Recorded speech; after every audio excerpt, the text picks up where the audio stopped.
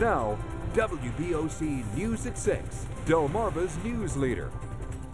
Thanks for joining us. I'm Don Elkins. And I'm Steve Hammond. Welcome to WBOC News at 6. This just in, the heat is on, and we've got live team coverage for you tonight at 6. Jeremy Tucker at the Delaware State Fair in Harrington, and Kayla Ayers is covering the Dew Tour in Ocean City. Yeah, but first, we're going to start with a look at the high temperatures with meteorologist Brian Keene, live tonight in Salisbury. Brian?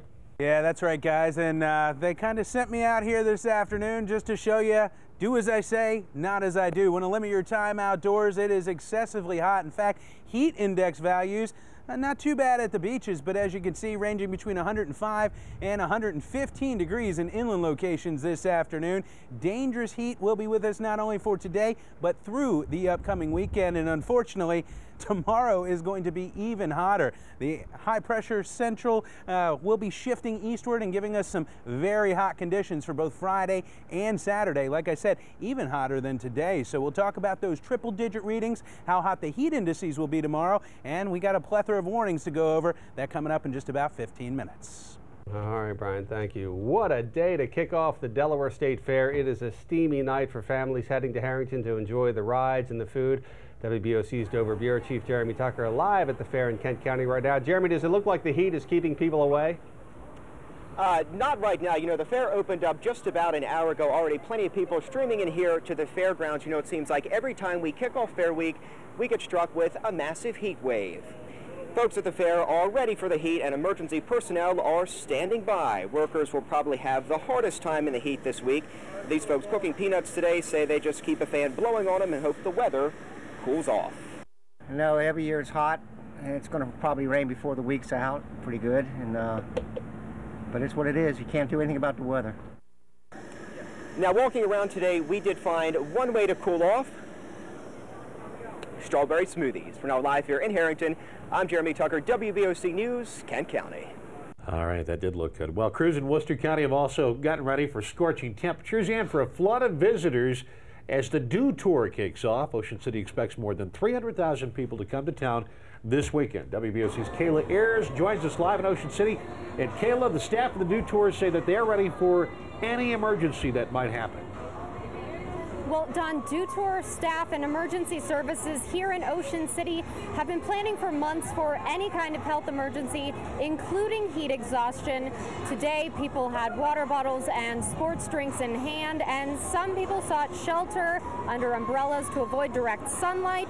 The Dew Tour brought in additional emergency services so they don't tax area first responders, and the Red Cross even has a misting tent set up for people who need to cool down.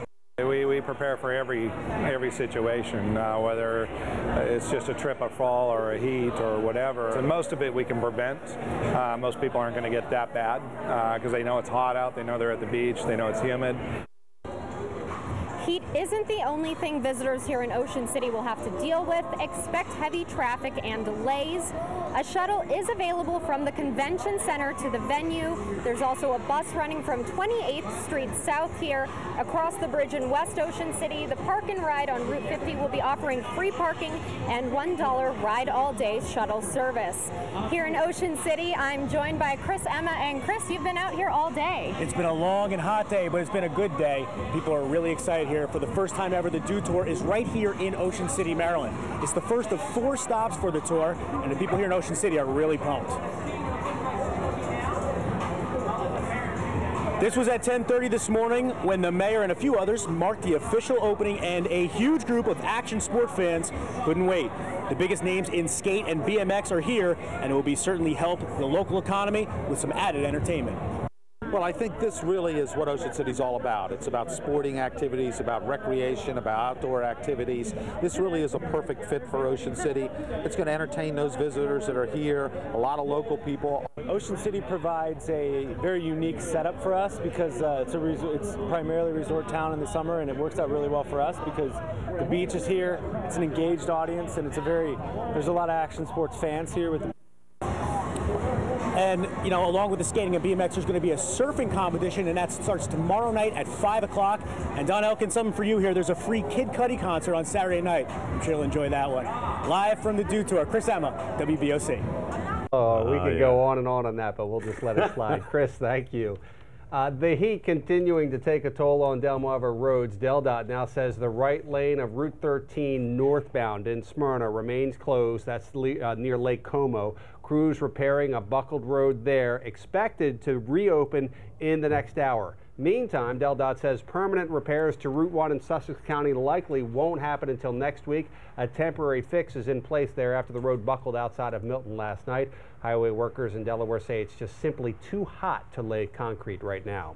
Well, have you heard any good wisecracks about the heat? Well, between now and Monday, we all will. I'm still stuck. I don't know who Kid Cudi is. I'm glad to hear that. The heat is bad. It's only going to get worse. WBOC Metro Bureau Chief Brian Spiros joins us live in Cambridge. And Brian, I guess this kind of gives new meaning to that old cliche about the dog days of summer. Well, Don and Steve, using the word heat really doesn't seem to convey just how bad it's been out here today and this week. And a lot of people that we spoke with say they're just trying to make the best of a scorching situation.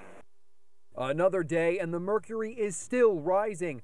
Just ask some of the artists taking part in the Plein Air Festival in Easton. They've been outside all week. When it gets really hot and humid like this, it actually dries too fast. Michael Budden is here from New Jersey, but is no stranger to the heat. Coming to Easton, it always seems to be really hot this time of the year, so it's not necessarily bothering me, but I've been able to stay out of the direct sun, so that's been a real big help. But others spend some of the day in the direct sun and were trying to do their best to stay cool. There's one little downhill over there that gives me a nice little breeze, but that's about it. It's pretty still today. It's pretty thick there. I'm ready to go home, take off my black hat, which isn't helpful in the sun, but goes with my outfit, and go home and just crash for the rest of the day. And on days like today, just about everyone has their AC cranking, which puts a strain on many of the utility companies. The more people can conserve, the better off we all are. Jeff Oxnam is the Vice President of Operations for Easton Utilities. He says conserving energy helps the customer, but also the entire electrical system. On hot days like today, there's so much demand on the systems that it can put a lot of strain on them.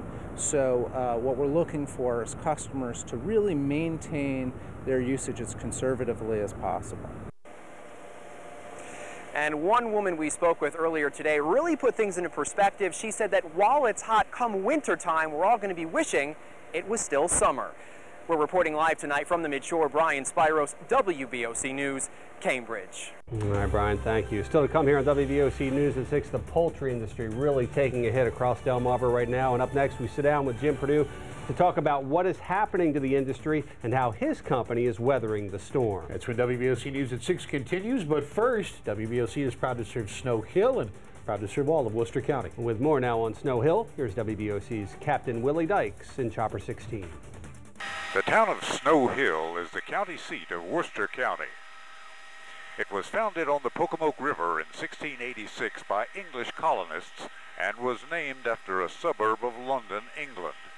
It was made a royal port in 1694 by William and Mary. Shipyards and factories lined the riverbank until the railroad came in the 19th century. A disastrous fire wiped out the whole downtown area in 1893, and brick was a material chosen to rebuild the businesses and the county courthouse. It's the birthplace of William Julius Judy Johnson, the first African-American admitted to baseball's Hall of Fame. The Lions Club just marked its 65th year and still has a charter member in its ranks. The population is around 2,400. WBOC is proud to serve Snow Hill and all of Worcester County, and proud to partner with my friends at Johnny Janosic World of Furniture. Stop by today during their midsummer clearance and floor model blowout at Johnny Janosic in Laurel and Dover. And tell them Captain Willie sent you. I'm Captain Willie in Chopper 16. Now, next week, we're going to find out what happens to Allen Family Foods and its 2,000 employees. Right, the company filed for bankruptcy. Its assets are being auctioned off, and it has been a very tough year for the entire poultry industry. And I sat down with Jim Perdue of Perdue Farms recently to talk about those struggles. The industry has got very serious issues, and they're external issues, things we can't control. Jim Perdue calls it the perfect storm for the poultry industry that includes a weak dollar, record low chicken prices, and sky-high corn prices. Corn which is used to feed the chickens, and the price for that has stayed high for a long time. In 2008 was a blip for about a month. This is for 6 months. 6 months they've been long. Perdue says his company's feed costs are up $350 million this year. A bushel of corn sells for about $7.50 today compared to $3.25 a year ago. Why so high? Well, of course, it's all about supply and demand. We actually have a shortage, and that's driven by demand, especially India and China. As the old saying goes, when you've been eating rice all your life and you eat a hot dog, you don't want to go back to rice. So I mean, they want to feed more protein to their people, rightfully so. But that takes corn and other feeds to feed to produce the protein. And back in the U.S., there's corn used to make ethanol. Ethanol now is accounting for 45 to 50% of the entire crop in the United States. In fact, it's almost equal this year. 5 billion bushels will go to feed for protein, like chickens and pigs and cattle, and 5 billion bushels is going to go to ethanol out of a 13 billion crop. The rest is export, which is the third part of the perfect storm, which is a very cheap dollar. So people want to buy U.S. corn because it's even cheaper than it looks because of the valuation problem, which is good for exports, but it just takes more corn out of the country. The other part of the equation, record low chicken prices. And that's because of overproduction and the economy.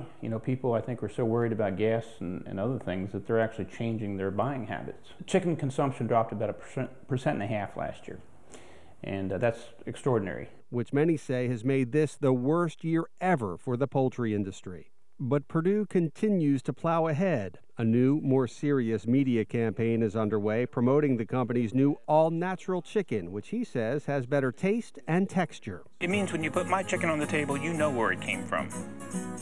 A chicken is what it eats. And so, an all-veggie diet, especially no animal fat, we're using corn oil and other vegetable oils. Those impart a different flavor, we think is one of the reasons. It's more expensive to grow, but so far, so good. We have had a lot of success, and we had some test markets in North Carolina, and then we went to the Midwest, and the results were so encouraging that we quickly expanded it to all of our markets. But the struggles in the poultry industry continue. Next week, we'll learn more again about the future of Allen Family Foods. Make no mistake, though, tough times in Delmarva's $1.9 billion poultry industry, and it's a trickle-down effect. The industry says each poultry processing job on Delmarva creates at least 7 other jobs elsewhere on the peninsula. Well, the extreme heat we've been waiting for has arrived as we take a live look at Ocean City. Coming up, Brian fills us in on the latest warnings and lets us know when the heat will finally break. His forecast is next.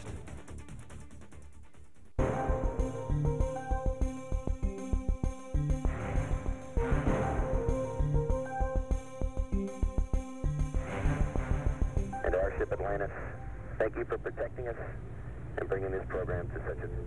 There you have it, the Space Shuttle Atlantis making its touchdown on Earth for the final time. After 30 years of missions, the NASA shuttle program has ended. The White House, though, promises continued space exploration through the year 2025. The mission is far from over for this Delaware spacesuit maker. ILC Dover has provided suits for missions since Apollo, including this last trip on Atlantis. The company is outside Frederica. Engineers in Kent County say they will continue to provide suits for the space station and companies looking to send tourists into space.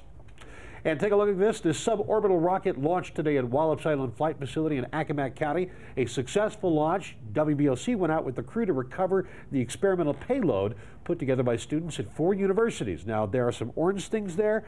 They're actually new commercial flotation devices that cost less and NASA say could actually help the agency do more. And much like that rocket at Wallops, the heat and humidity continue to climb. We are going to be talking just a really, really drastic heat wave over the next couple days. Nothing showing up on our triple track Doppler radar here locally. We are watching a little convection fire off to our south and a little trough off to our west. We'll scoot to a little bit closer proximity to us tomorrow, giving us some slim chances for some scattered showers or storms overnight tomorrow night and through the day on Saturday. But again, the big story is the excessive heat. Excessive heat warning in effect until 8 p.m. Friday for the entire Delmarva Peninsula. Now, already in effect across the north, goes into effect tomorrow at 6 in the morning across the south, but that's just because we have a heat advisory in effect currently. Now, the difference being heat advisory, you may possibly suffer heat-related illnesses if you are out and about, and the warning, well, it's likely that you're going to suffer a heat-related illness if you're out too long. So certainly want to limit your time outdoors. I'm not saying don't go out, but if you do, just play it smart, make sure you're hydrated, take those frequent air conditioning breaks, and definitely want to check on those pets. Don't leave your dog outside, and if you have to, make sure it has plenty of fresh, cool water and plenty of shade. Now, a Beat the Peak alert will be in effect from 2 to 6 today and from 3 to 7 tomorrow. That's where the Delaware and Chop Tank Electric Cooperatives ask you to help reduce electrical usage and beat the peak. Over the next 12 hours, we will see temperatures dip back down into the upper 70s to around the 80-degree mark, so almost stifling oppressive heat for your overnight period tonight. Temperatures back down into the 80-degree range and will shoot up through the 90s through the morning hours tomorrow.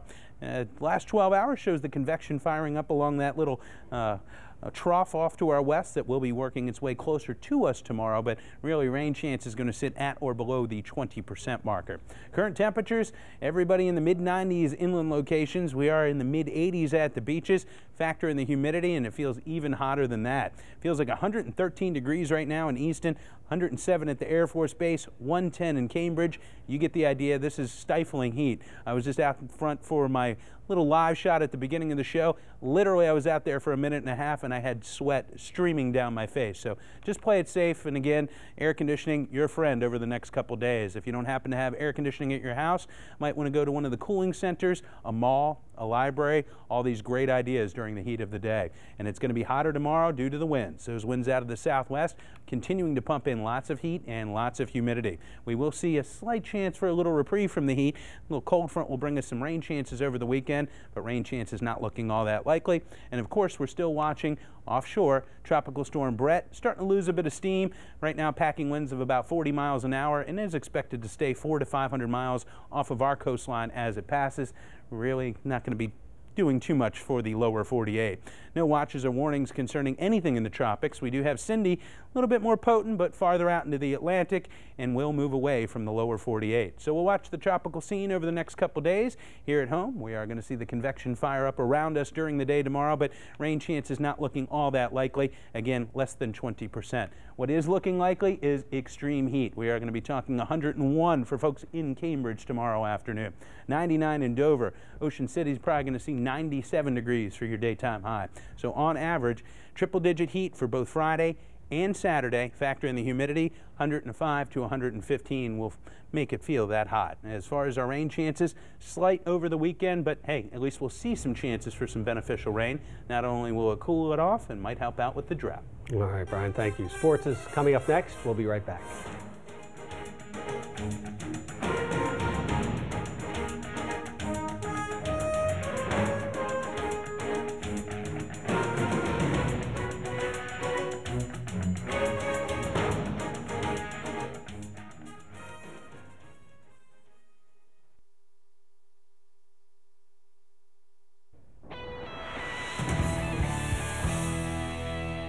Hey, how you doing, folks? It's no secret Delmarva is considered a hotbed for high school field hockey talent across the country. Just over the last couple of years, names like Kirsty Denig, Nikki Parsley, and Maxine Fluardi have competed at the Division I college level. It appears there might be another young rising prospect right here on the peninsula. Sussex Tech junior Isabella Delario has been selected for the USA Under-17 national team. It's a tremendous honor. She is basically considered one of the best 24 Under-17 players in the entire country. Early next year, Delario will be training in California in hopes of being selected for the touring team. That squad will then travel to Argentina over Easter for a tournament. On the diamond, St. Michael's baseball coach Brian Femi has been named the ABCA National Regional Coach of the Year for District 2. Femi led the Saints to their third 1A state title in 4 seasons. St. Michael's finished the season 22-3 after a 4-0 win over Patterson Mill in the championship game. And guys, over the years, Femi has built quite the dynasty over there in St. Michael's. The Saints just reload every season. All right, sir. And stay with us. Weather coming up after this. Brian is back, and it's going to be a little while before we get a break from this heat. Yeah, at least a couple days of this dangerous heat will be with us, and then we'll see temperatures fall a bit for Sunday, but still well above average. Looks like next week brings the upper 80s, but heat indices between 105 and 115 both tomorrow and Saturday. Right now we have heat warnings in effect for the entire peninsula for Friday, and I am definitely thinking that that will be extended into Saturday. So keep an eye to the sky. We are going to see about a 20 to 30% chance of a few scattered showers, isolated thunderstorms starting overnight tomorrow night and taking us through the upcoming weekend. All right, join us back here again for WBOC News at 7. Don't forget for news anytime. Get it now on WBOC.com. CBS Evening News with Scott Pelley, and I believe Bob Sheeper's filling in tonight. Yes, That's up next. Have a good night, everybody.